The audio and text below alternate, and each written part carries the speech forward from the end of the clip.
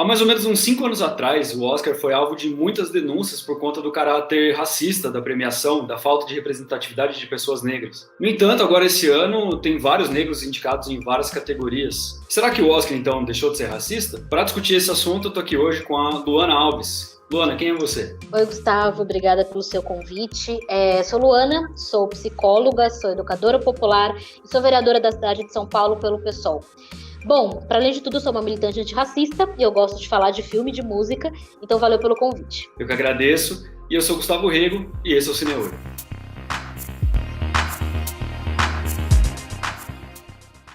Bom, pessoal, para quem está chegando agora, esse é o Cineolho, um canal que a gente fala de cinema e sociedade. Se você se interessa por esses assuntos, tenho certeza que você vai gostar do canal. Então já se inscreve, ativa o sininho, que aí você recebe sempre que a gente produzir um vídeo novo. E também conheça o canal da Luana, a Luana Alves, que tem um canal aqui no YouTube também. Bom, Luana, vamos relembrar então aqui para o pessoal o que aconteceu lá por volta de 2015, 2016, que a galera ficou muito brava com o Oscar. O que aconteceu? Então, Gustavo, o Oscar, na verdade, nunca foi uma instituição exatamente antirracista dentro do cinema. Mas em 2015 teve uma movimentação muito forte de uma galera que até puxou uma hashtag que era Oscar So White no Twitter, porque não teve nenhuma pessoa negra indicada nas categorias de atriz e de ator, o que é muito grave, nenhuma pessoa negra indicada nessas categorias. Então, teve toda essa movimentação. Se pensou que no ano seguinte, 2016, ia mudar alguma coisa, mas não mudou. E aí tiveram boicotes. 2 boicotes de peso foram do Will Smith e do Spike Lee. E aí, depois dessa repercussão super negativa, eles chamaram Chris Rock para apresentar o Oscar de 2016. E foi lá, fez a apresentação, aproveitou para fazer várias críticas pro caráter racista de Hollywood como um todo, assim. This year, in the In Memoriam package, it's just gonna be black people that were shot by the cops on their way to the movies. Mas é importante a gente saber, Gustavo, que esse movimento que o Oscar fez depois de 2015, depois de 2016, foi só quando o pessoal fez um movimento, uma crítica organizada ao racismo de Hollywood. Mas, ao longo da história, nunca foi uma instituição, uma premiação que batalhasse pela representatividade no cinema, que batalhasse, enfim, para o cinema de fato representar a população. Nunca foi isso. Então, há muito tempo, né, que o racismo existe no Oscar. Sim, e para isso vamos ver alguns números. Até 2015, dos 300 atores e atrizes que já tinham ganhado algum Oscar, apenas 15 tinham sido negros. E 94% dos membros votantes da academia eram brancos. E das quase 3 mil pessoas que já venceram algum Oscar na vida, apenas 31 eram negras, ou seja, menos de 1%. Luana, por que você acha que isso acontece e até que ponto você acha que a academia é culpada por esse problema?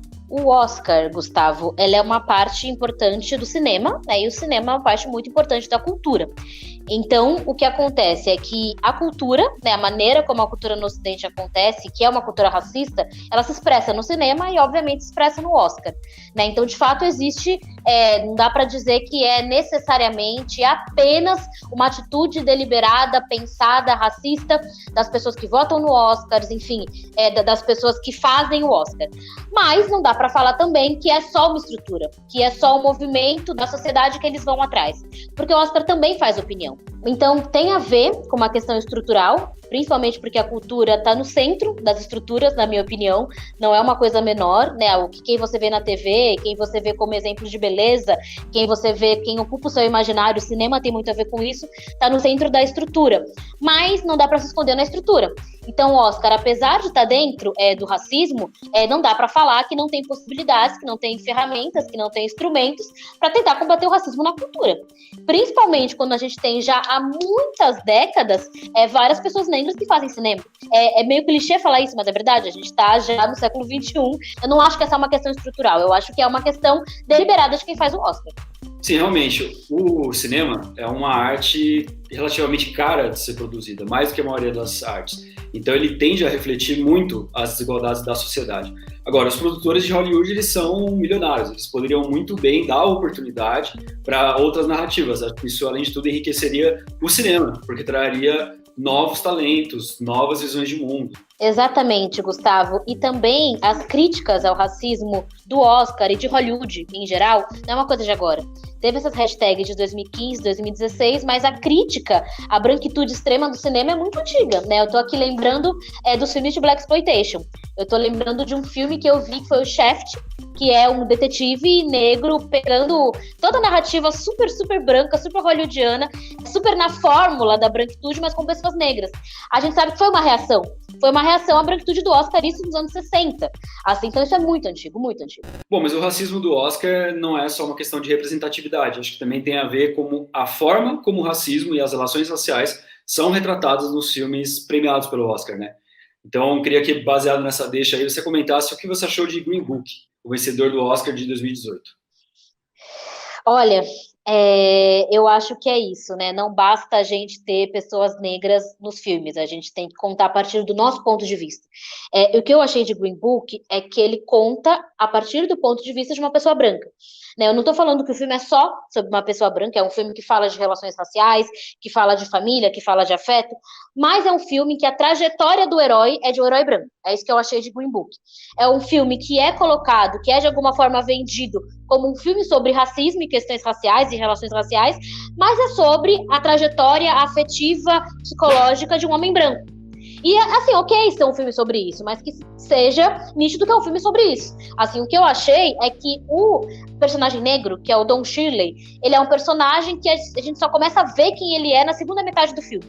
Então, eu até comentei isso com você, né? Quando a gente vê as cenas dos concertos de piano, o que a gente percebe é que toda a profundidade é feita a partir do personagem branco. Então tá ali a cena, personagem branco, personagem negro. O negro tá tocando piano e é um momento de ponto alto do ponto de vista afetivo, de intensidade emotiva do filme. Mas toda a emoção tá concentrada na reação do homem branco vendo aquele homem negro tocar e não na reação daquele homem negro tocando, né? Então é um filme todo sobre a trajetória dele entender o próprio racismo e as próprias emoções, e aparece quase como igual o que eles sentem, como se o estranhamento um com o outro fosse igual, por serem de mundos diferentes, e não tivesse uma estrutura de opressão ali colocada. Então, o Tony aprende com o Don Shirley a ser uma pessoa menos racista, a ser uma pessoa que se entende, e o Don Shirley aprende com o Tony a ser mais humano. E isso é uma coisa que me incomoda bastante. Ele também estereotipa a população negra, na minha visão, ao colocar que o Don Shirley é o diferente, é de alguma forma alguém excluído da comunidade negra porque não toca jazz, porque não fala de um jeito como as pessoas pretas falam. Eu não acho que isso é muito real. Todas as pessoas pretas, para além do Don Shirley, são retratadas de uma forma completamente estereotipada. Não sei se você percebeu isso no filme. São todas meio plantas, são todas meio iguais, assim, e ele é o único diferente. Então eu achei que foi muito superficial. Acho que a única pessoa que tem profundidade é o Tony. Eu não gostei disso.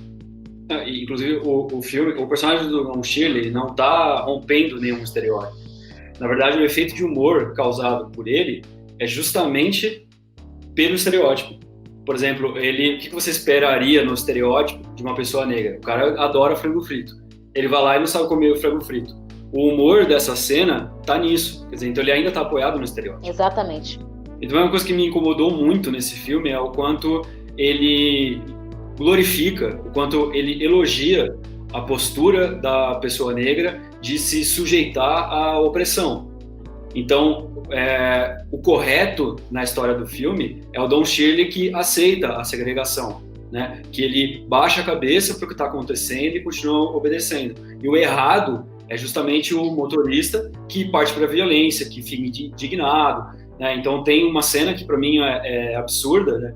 Em que o motorista sai na porrada lá com o policial, eles vão presos. O Don Shirley é sempre muito pacífico, muito calmo, muito educado, ele só pega o telefone, liga para um homem branco, que é o Bob Kennedy, né? E eles se livram da cadeia por causa disso. You never win with violence, Tony. You only win when you maintain your dignity. Dignity always prevails. O que é dignidade no caso desse filme? É justamente o cara aceitar pacificamente a opressão. Então, é um recado péssimo de que como se as pessoas negras aceitarem a sua condição e não se rebelarem, não irem para a violência, isso no fim das contas vai ser melhor, porque elas vão tocar o coração das pessoas brancas, né?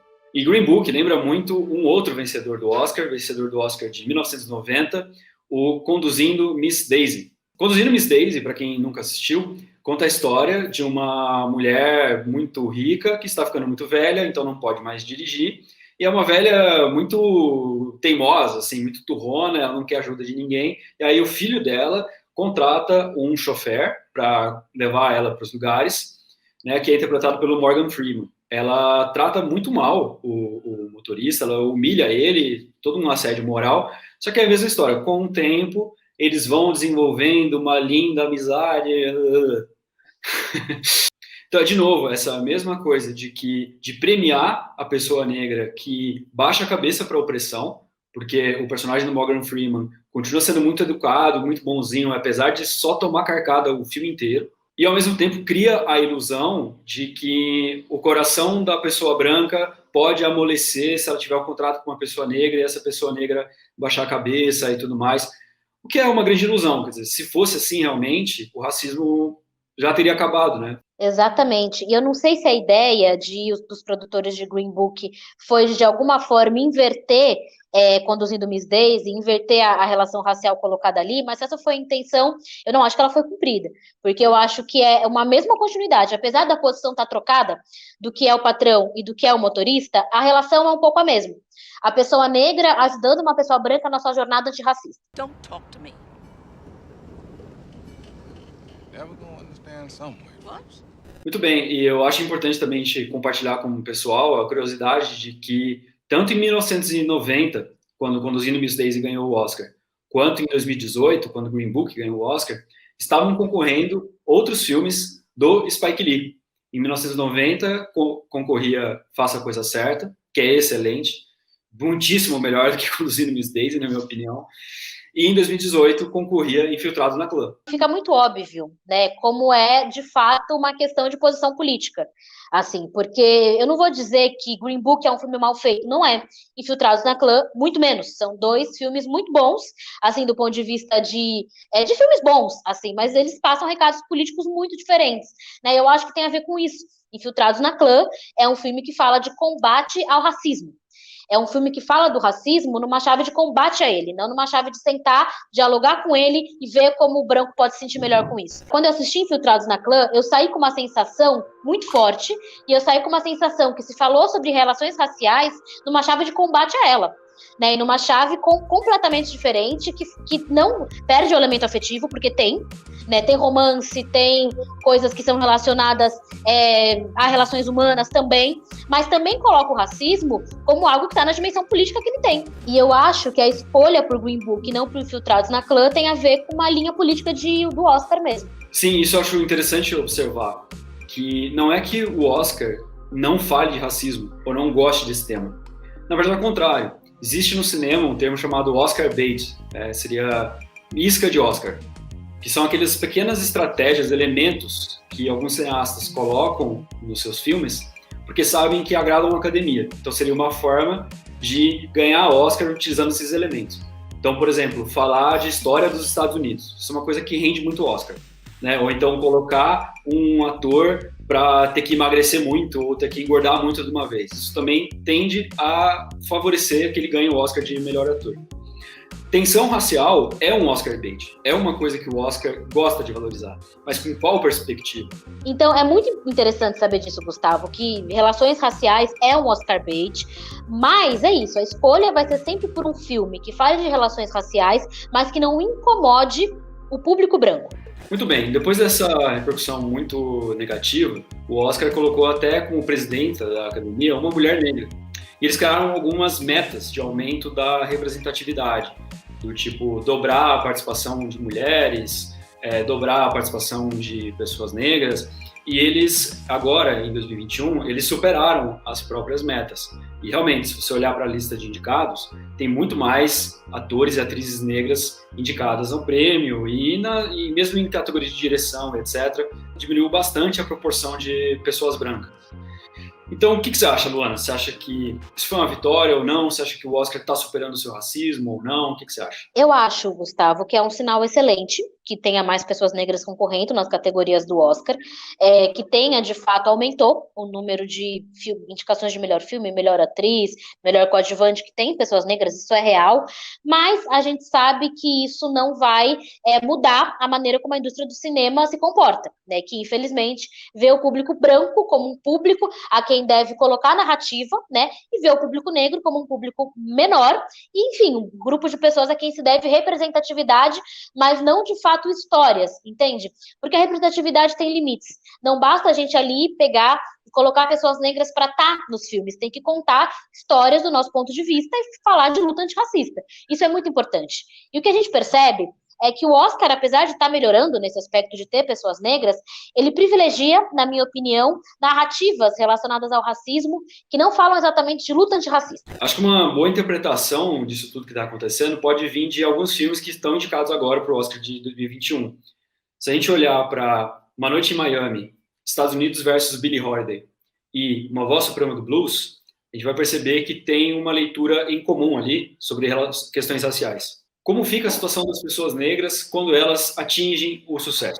No Estados Unidos versus Billie Holiday, a gente vê como a Billie Holiday, lá nos anos 30, né, quando ainda existia a segregação, a escravidão tinha acabado de terminar, como ela conseguiu, apesar disso, ser uma artista negra e atingir o sucesso. Mas quando ela ia cantar Strange Fruit, que é uma música de denúncia do racismo muito forte, o microfone dela era cortado e o FBI ficava na cola dela. No Uma Noite em Miami, a gente também vê o Malcolm X discutindo com o Sam Cooke, porque o Malcolm X quer que ele utilize o Sam Cooke, utilize o sucesso que ele tem na música para cantar músicas de protesto. E o Malcolm X provoca ele dizendo o seguinte: olha, os brancos só aceitam o seu papel de sucesso porque você não faz denúncia. Quero ver o que é que vai acontecer se você fizer denúncia. Ele fica o tempo todo, o filme tem essa tensão. You performing in places where the only black people not on stage are the ones serving the food. Don't you think I know that? And then strike with the weapon that you have, man, your voice. E por sua vez, no A Voz Suprema do Blues, mostra como a pessoa negra atinge sucesso, e isso muda para ela a relação com a sociedade de uma forma geral, mas essa emancipação dela não emancipa todas as pessoas negras. Ou seja, que o racismo não deixa de existir porque você tem uma Rainey, por exemplo. Então eu acho muito interessante como esses filmes trouxeram a discussão de até que ponto a representatividade importa. Ela importa de que forma, né? Acho que esse é um debate interessante, né, para um país que já teve um presidente negro e, ao mesmo tempo, ainda tem pessoas negras morrendo sufocadas por policiais, né? O que você acha dessa discussão aí? Exato. Eu acho que é muito interessante os filmes trazerem essa perspectiva, que a gente sabe que é a realidade, que a representatividade, na verdade, no limite, quando não tem nada a ver com nenhuma mudança estrutural, ela legitima a estrutura, né? Então, quando a gente tem uma representação de uma única pessoa que é uma cantora, ou uma única pessoa que é um político, ou uma única pessoa que está negra, que está num espaço de poder, e você não muda a estrutura, você segue com uma maioria de pessoas negras exploradas, na verdade, aquela única pessoa pode ter o papel cruel e perverso de legitimar a estrutura, né? Então é muito interessante quando esse debate é colocado, né? Eu gosto muito quando a gente fala sobre limites da representação. Eu gosto muito de filmes que falam sobre relações profundas entre pessoas negras, né? Eu detesto filmes em que a gente tem um único personagem negro como o único profundo daquele filme e o resto todo é visto de uma forma muito superficial. Eu acho que reforça a representatividade como uma única pessoa negra naquele desenho. Bom, e ainda falando dos filmes indicados desse ano, nós temos também Judas e o Messias Negro. Não tinha como falar desse tema sem tocar nesse filme, né? Ele traz uma visão bastante diferente daquela que a gente tinha comentado sobre, por exemplo, conduzindo Miss Daisy ou Green Book, né? O que você achou de Judas e Messias Negro? Olha, Gustavo, primeiro eu fiquei muito feliz que tem um filme sobre Pantera Negra de fato feito, né? E não um filme que tem Pantera Negra no nome, mas não tem nada sobre os Panteras Negras. Porque sabe o que é o mais interessante sobre o filme da Marvel, de Pantera Negra?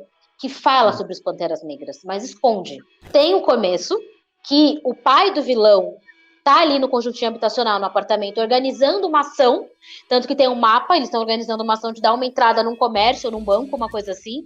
E na segunda cena é quando o vilão sonha, né, depois que ele entra, enfim, naquele lugar, e ele tem um sonho em que ele fala com os ancestrais e que ele anda no apartamento. Na hora que ele anda e você vai mostrando a parede, tem pendurado na parede a foto do Wayne Newton ali no trono do Pantera Negra. Passa muito rápido, mas coloca, né, dá para o público que o pai do vilão era um Pantera, que foi assassinado.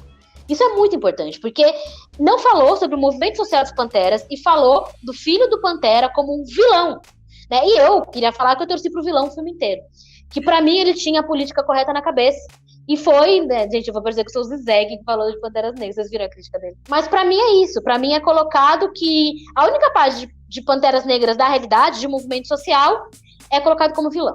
Não, e se houvesse alguma dúvida, depois a cena pós-créditos termina de dar qual é a ideologia do filme, né? Que é a de reconciliação. A ONU. E tal, pacífica, né? É a ideologia ONU. Isso, exatamente. E voltando para Judas e o Messias Negro, é importante destacar que ele não é o primeiro filme sobre os Panteras que já foi produzido. Então, quando a gente fala sobre essa discussão de o Oscar tá falando que agora se faz um debate de pessoas negras quererem estar representadas e ver sua luta representada no cinema, não é verdade. Em 95, teve o primeiro filme nos Panteras, que foi um filme que, aliás, eu assisti, e é um filme que corre entre a militância negra, até hoje, inclusive aqui no Brasil, mas que fala muito pouco sobre ele, não foi indicado a nada, mas que foi um baita filme sobre os Panteras Negras, o primeiro, né, muito bem feito, para um filme de 95, e que, assim, é isso, a discussão é antiga, né?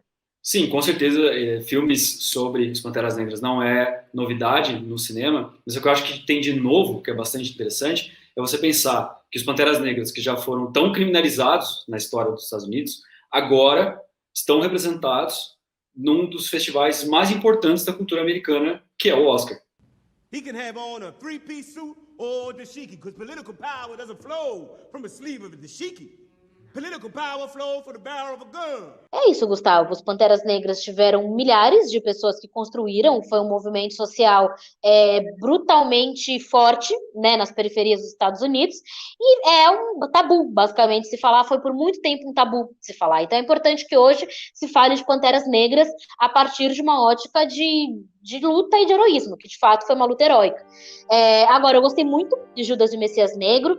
Eu vou te falar que no começo eu achei que poderia desenvolver um pouco mais a questão da entrada do infiltrado, né, como o infiltrado se colocou no movimento, a maneira como isso aconteceu, mas eu achei que conseguiu colocar de uma forma bem feita a maneira como acontecia a entrada da CIA, a entrada do FBI dentro do movimento. Isso foi muito bom. Talvez pecou um pouco, na minha opinião, em aprofundar.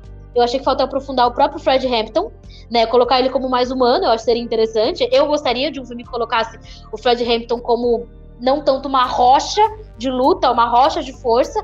De fato, ele foi uma rocha, né? Ele morreu cedo e foi uma rocha, mas eu gostaria de ver ele numa ótica mais humana e não menos heróica. Eu também senti esse mesmo problema. Eu acho que o Fred Hampton é um militante 100% do tempo, né? E logo depois que eles transaram, ele começa a fazer uma associação com o capitalismo e tal. Quer dizer, o cara não relaxa nunca, né? Pelo amor de Deus. Sim, eu achei que, né? Qual é a hora que o Fred Hampton, sei lá, pensa na vida, chora, pensa na mãe dele, coisas assim que tem nos filmes e que eu senti um pouco de falta, mas não é um filme ruim, eu gostei principalmente porque colocou os Panteras e colocou a maneira como foi sendo desmantelado, né? Então é isso, acho que é um filme que às vezes peca pelo excesso de devoção aos Panteras Negras e ao Fred Hampton, então às vezes começa a ficar um pouco exagerado, mas eu gosto, principalmente da forma como o filme equilibra muito bem drama e ação. É um filme que funciona muito bem como um filme de ação e muito bem como um filme de drama. E essa combinação é importante para falar desse tema. Porque se fosse um filme puramente dramático, tenderia a colocar as pessoas negras como vítimas, simplesmente, de uma grande tragédia, a qual elas não têm muito o que fazer. Se fosse um filme de ação puramente, poderia ser um filme insensível, né? Poderia colocar como se o sofrimento das pessoas negras fosse algo menor. Como ele equilibra muito bem essas duas coisas, acho que é uma forma muito honesta de falar da situação das pessoas negras. Sim. O filme dos Panteras Negras de 95, ele é muito da ação.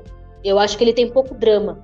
Ele é um filme de guerra. Ele é um filme é um filme de ação, basicamente. Eu gostei de Judas e o Messias Negro, porque de fato equilibra o drama, porque coloca, enfim, eu acho que joga com a contradição, né? Então é isso, coloca um pouco a profundidade do infiltrado. Quem era o infiltrado dos Panteras? Quem era essa pessoa negra que não conseguiu encontrar os Panteras antes, a tempo, né? Quem é essa pessoa negra que achou a polícia e a repressão policial antes de achar os Panteras? Né? Então eu gostei disso, né? Achei que é um bom filme por isso também. E a temática dele tem um pouco a ver também com esses outros filmes que eu comentei que estão indicados ao Oscar, né? Como Uma Noite em Miami, etc. Acho que a gente percebe essa relação se a gente olhar para o personagem do O'Neill, né? Que é o infiltrado, que na minha opinião ele é até mais protagonista do filme até, né? Por quê? Porque ele vive justamente essa divisão entre ter a sua consciência coletiva de pessoa negra e ter a consciência individual dos seus interesses como um infiltrado do FBI. Então o drama que ele vive é esse drama.